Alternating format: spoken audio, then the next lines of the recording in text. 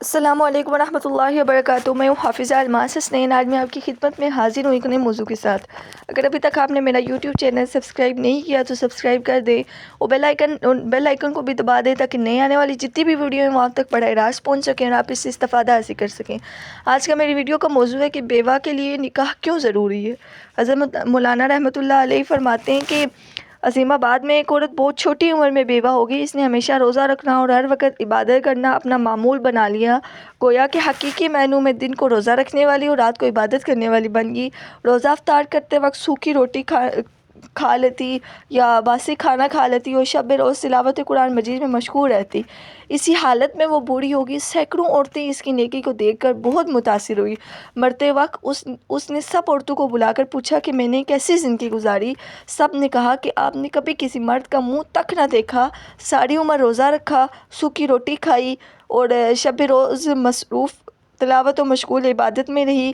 وہ بولی، اب میرا دل کا حال سنو کہ جوانی سے بڑھاپے تک رات کو قرآن کی تلاوت کرتے وقت کبھی میرے کان میں چوکیدار کی آواز آتی تو دل چاہتا کہ کسی طرح اس کے پاس چلی جاؤں، لیکن اللہ تعالیٰ کے خوف اور دنیا کی شرم سے بچی رہی۔ اب میری آخری وقت ہے۔ میں تم سب کو نصیحت کرتی ہوں کہ کبھی جوان بیوہ عورت کو بے نکاح نہ رکھنا۔ اس سے معلوم ہوا ہے کہ عورت کیسی ہی نیک بخت اور پرہیزگار ہو اور کیسا ہی روکھا سوکھا کھانا کھائے، لیکن انسانی تقاضے کی وجہ سے مرد کی خواہش اس کے دل میں ضروری ہوتی ہے۔ اس طرح مرد کو بھی عورت کی حاجت و ضرورت ہوتی ہے، حتیٰ کہ جانور چرند پرند بھی اس سے محفوظ نہیں۔ لہٰذا رشتہ داروں کو خاص طور سے اس کا خیال رکھنا چاہیے کہ جب لڑکا لڑکی جوان ہو جائیں تو اس خیال سے کہ جہیز کا چندہ پہلے جمع کر لیں، مہندی وغیرہ جیسی بیہودہ رسموں کے لیے پیسے جمع کریں، مہر کا خرچہ جمع کریں، دعوت ولیمہ کی فکر کریں۔ حالانکہ نکاح کے لیے ان میں سے کسی چیز کی بھی ضرورت نہیں سوائے مہر کے کہ وہ بھی تھوڑی سی مقدار میں ادا ہو جاتا ہے۔ اس کے بجائے اچھا دیندار رشتہ ملنے پر تاخیر نہیں کرنی چاہیے اور سادگی سے شادی کر دینی چاہیے۔ اس طرح بیوہ متعلقہ کی شادی کروانے کے بھی فوراً کوشش کرنی چاہیے اور کسی طرح بھی اس میں رکاوٹ نہ بننا چاہیے۔ حضرت خولہ بنت ثعلبہ رضی اللہ تعالیٰ عنہ یہ بڑی فصاحت و بلاہذت والی عورت تھی۔ عورتوں کے لیے بیان کرتی تھی جن کا شوہر سے خدا نخواستہ اگر جھگڑا ہو جائے، کسی قسم کی ناچاکی ہو جائے تو اس وقت ان کو کیا کرنا چاہیے۔ کہتی ہیں کہ اللہ کی قسم، میرے اور اوس بن صامت کے بارے میں سورۃ المجادلہ کی ابتدائی حصہ نازل ہوا ہے اور وہ اس طرح کہ میں ان کے پاس تھی اور بڑی عمر کے ہو چکے تھے، لہٰذا مزاج میں چڑچڑا پن آ گیا تھا۔ ایک دن کسی بات میں میری ان سے انبن ہوگی تو انہوں نے یہ کہہ دیا، انتی علیہ کظہر امی، تو مجھ پر ایسی ہے جیسے میری ماں کی پیٹھ۔ پھر کچھ دیر بعد انہوں نے میرے نزدیک ہونا چاہا تو میں نے کہا، ہرگز نہیں، خدا کی قسم اب تم میرے نزدیک نہیں آ سکتے، چونکہ اب تم نے یہ بات کہہ دی ہے، اس لیے ہم پہلے رسول اللہ صلی اللہ علیہ وسلم سے اس کا فیصلہ کرائیں گے۔ کہتی ہیں کہ انہوں نے بڑی کوشش کی مجھ پر قابو پانے کی، لیکن میں نے ان سے ایسے غالب آ گئی کہ جیسے ایک جوان عورت بوڑھے مرد پر غالب آ جاتی ہے۔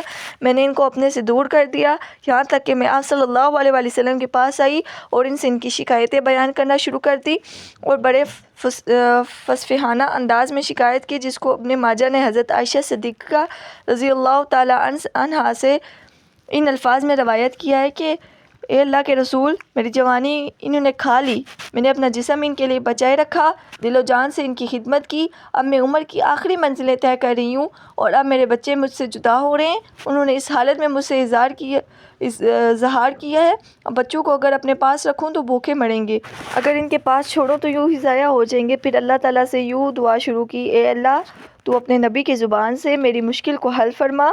اے اللہ، میں اپنی تنہائی اور مصیبت کی فریاد تجھ سے ہی کرتی ہوں۔ یہ بات کہتے نہیں یہاں تک کہ حضرت جبریل علیہ السلام یہ آیت لے کر آگے، قد سمع اللہ قول التی تجادلک فی زوجہا وتشتکی الی اللہ واللہ یسمع تحاورکما ان اللہ سمیع بصیر۔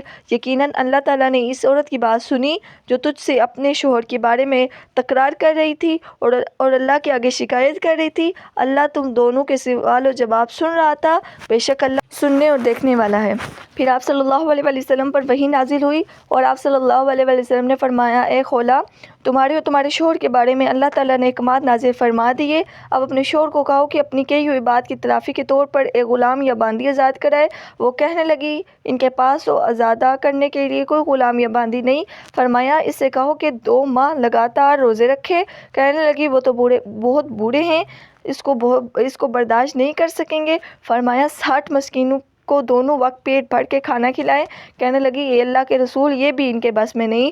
فرمایا ہم کھجور کا کچا دے کر تیری مدد کریں گے۔ وہ مسکینوں کو کھلا دے۔ کہنے لگی کچھ کھجوروں کے کچے میں بھی دے کر اپنے شوہر کی مدد کروں گی یہاں تک کہ 60 مسکینوں کے لیے یہ مقدار پوری ہو جائے۔ آپ صلی اللہ علیہ وآلہ وسلم نے فرمایا تم نے صحیح کہا اور اچھا کیا، اب جاؤ اس کی طرف سے ان چیزوں کا صدقہ کر دو اور اپنے چچا کے بیٹے کے ساتھ اچھا برتاؤ کرو۔ کیا آپ نے پہچانا یہ کون تھی؟ یہ زخولہ رضی اللہ تعالیٰ عنہ تھی۔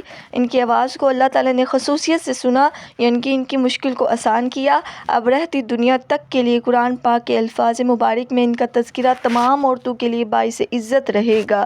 اس لیے جب کہ ایک مرتبہ حضرت عمر رضی اللہ تعالیٰ عنہ سواری پر جا رہے تھے، آس پاس لوگ تھے۔ راستے میں حضرت خولہ رضی اللہ تعالیٰ عنہ نے ان کو روکا اور ان سے کچھ کہنا چاہتی تھی تو آپ رضی اللہ تعالیٰ عنہ رک گئے۔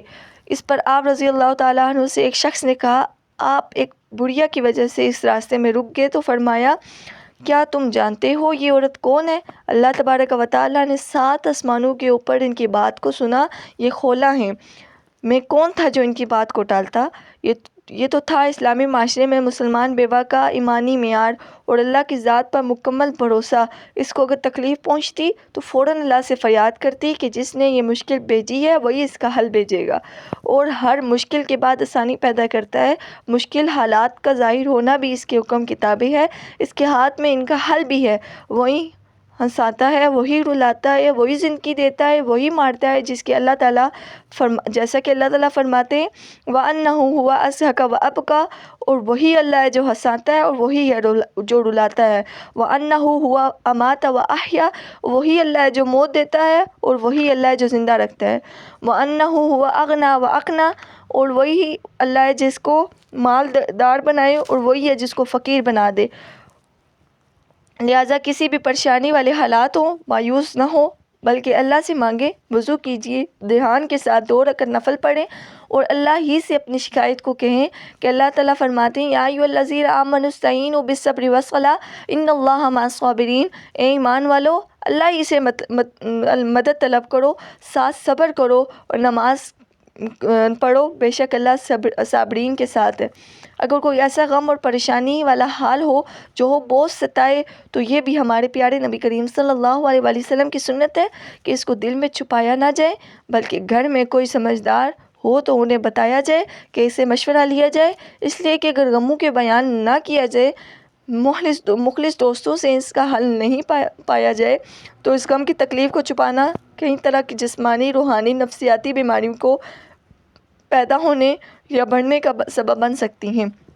حضرت خولہ رضی اللہ تعالیٰ عنہ کے واقعے سے یہ بات بھی معلوم ہوئی ہے کہ اگر شوہر کی عمر زیادہ ہو جائے یا کسی بھی وجہ سے مزاج میں چڑچڑا پن آ جائے، چاہے بیمار ہونے کی وجہ سے آئے، چاہے کسی مالی پریشانی کی وجہ سے آئے یا کسی بھی وجہ سے آئے، تو اب بیوی کو ان کی باتوں پر صبر ہی کرنا چاہیے۔ اگرچہ بسا اوقات اس مرحلے پر بڑی ناگواری پیش آتی ہے، جیسا کہ اس واقعے میں بھی یہی ہے کہ حضرت خولہ رضی اللہ تعالیٰ عنہ نے حضور اکرم صلی اللہ علیہ وآلہ وسلم سے شکایت کی تو آپ صلی اللہ علیہ وآلہ وسلم نے ان کی شکایت سننے کے بعد ان کو یہ نصیحت فرمائی کہ اب تمہارے شوہر بوڑھے ہو چکے ہیں، تم ان کی کڑوی باتوں پر صبر کرو تو بہت اجر ملے گا، کیونکہ جب جوانی ہوتی ہے، مزاج ٹھیک ہوتا ہے، صحت اچھی ہوتی ہے تو اس وقت تو سب ہاں میں ہاں ملاتے ہیں، لیکن نیک بیوی کی خوبی تو یہ ہے کہ جب اپنے ساتھی اور شریک حیات پر پریشانی یا کوئی تکلیف آئے اور جب برداشت کرنا مشکل ہو جائے تو اللہ تعالیٰ سے ثواب ملنے کی امید ہو، اللہ تعالیٰ کو راضی کرنے کے جذبے سے اپنے شوہر کی خدمت کرے،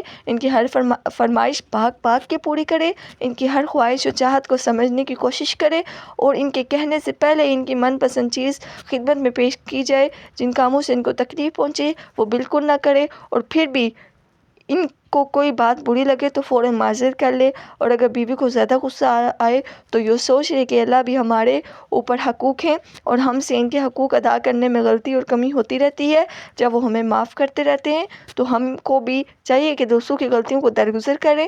اس طرح برداشت کرنے اور صبر کرنے سے دین کا بڑی نفع ہوتا ہے اور بہت اجر ملتا ہے، اور سب سے بڑی بات اللہ تعالیٰ راضی ہو جاتا ہے اور اللہ تعالیٰ کی معیت حاصل ہوتی ہے، کیونکہ اللہ تعالیٰ کا ارشاد ہے جس کا ترجمہ ہے اللہ صبر کرنے والوں کو پسند کرتا ہے، ان اللہ مع الصابرین، امید کرتی ہوں یہ بیان، یہ مسئلہ آپ کو سمجھ آ گیا ہوگا۔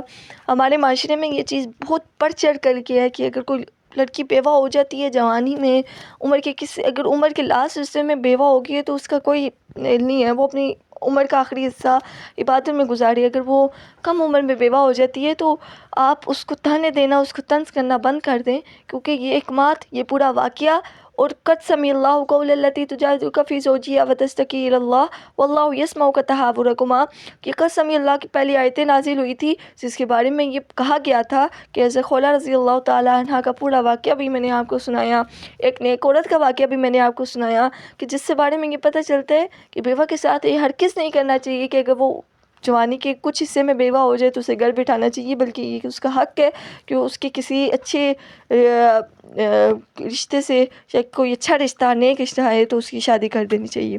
امید کرتی ہوں آپ کو یہ بیان، یہ مسئلہ اچھا لگا ہوگا۔ انشاءاللہ دوبارہ حاضر ہوں گی نئی ویڈیو کے ساتھ، تب تک کے لیے اللہ حافظ۔